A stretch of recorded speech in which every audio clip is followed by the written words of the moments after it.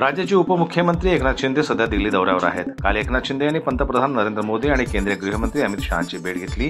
यावेळी महायुतीमधील विविध मुद्द्यांवर एकनाथ शिंदेंनी अमित शहा यांच्यासोबत चर्चा केली। यासोबतच काल रात्री दिल्लीत एकनाथ शिंदे आणि राष्ट्रवादीचे प्रदेशाध्यक्ष सुनील तटकरे यांच्यात बैठक झाल्याची सूत्रांची माहिती आहे।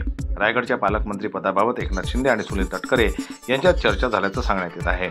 या दिल्ली बैठकीनंतर 15 ऑगस्ट आधी रायगडच्या पालकमंत्री पदाचा निर्णय घेतला जाणार असल्याची सूत्रांची माहिती आहे।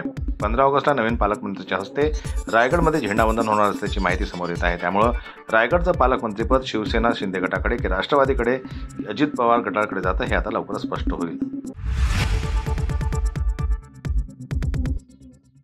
रायगडच्या पालकमंत्री पदावरून सध्या आदिती तटकरे आणि भरत गोगावले यांच्यात जोरदार शीतयुद्ध सुरू आहे। या वादाला तर वेगळं वळण मिळालंय। भाजप नेते पंडित पाटील यांनी या वादावर तोडगा देताना पालकमंत्रीपद भाजपकडे सोपवावं अशी थेट मागणी केली आहे। दोघांचाही वाद विकोपाला जात असेल तर तिसऱ्या पक्षाकडे जबाबदारी द्या अशी भूमिका त्यांनी घेतली। त्यामुळे रायगडच्या पालकमंत्री पदाचा वाद आता अधिकच तापण्याची शक्यता आहे। येत्या 15 ऑगस्टला पालकमंत्री यांच्या हस्ते झेंडावंदन होणं अपेक्षित आहे अशी भूमिका त्यांनी यावेळी स्पष्ट केली। रायगड आणि नाशिकचं पालकमंत्री पद रखडलंय।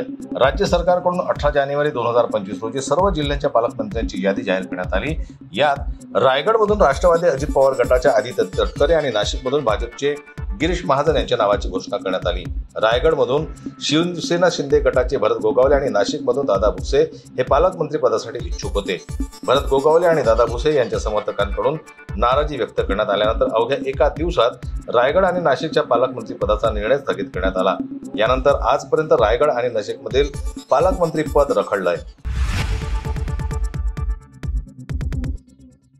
सर्वोच्च न्यायालयाच्या निर्णयामुळे स्थानिक स्वराज्य संस्थांच्या निवडणुकांचा मार्ग मोकळा झाला असून लवकरच निवडणुकीचे बिगुल वाजण्याची शक्यता आहे। या पार्श्वभूमीवर सर्व राजकीय पक्षांनी आपापल्या रणनीती आखण्यास सुरुवात केली आहे। दरम्यान विधानसभा निवडणुकांच्या निकालानंतर अद्याप एकही बैठक न घेतलेल्या इंडिया आघाडीची आता अखेर बैठक होत आहे। या बैठकीसाठी शिवसेना ठाकरे गटाचे उद्धव ठाकरे दिल्लीला रवाना झाले आहेत। एका बाजूला मनसे शिवसेना युतीची चर्चा रंगत असताना दुसऱ्या बाजूला ठाकरे यांची ही दिल्ली भेट चर्चेचा विषय ठरत आहे।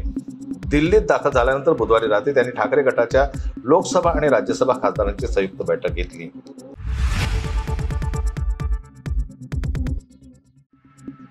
उपमुख्यमंत्री अजित पवार 2 दिवसीय बीड जिल्हा दौऱ्यावर आहेत। आज अजित पवारांनी सकाळी 5:45 वाजताच आपल्या दौऱ्याला सुरुवात केली। बीड जिल्हाधिकारी कार्यालय परिसरात सुरू असलेल्या महसूल भवनाची पाहणी त्यांनी करत आढावा घेतला। यावेळी कंत्राटदाराला खडसावत इथे चुकीचा प्रकार चालणार नाही। राज्याला आम्ही 1100 ते 1200 कोटींचा निधी दिलाय। तुम्ही जर चांगलं काम केलं नाही तर ब्लॅक लिस्टमध्ये टाकेल अशी तंबीच कंत्राटदाराला अजित पवारांनी दिल्याचं पाहायला मिळालं।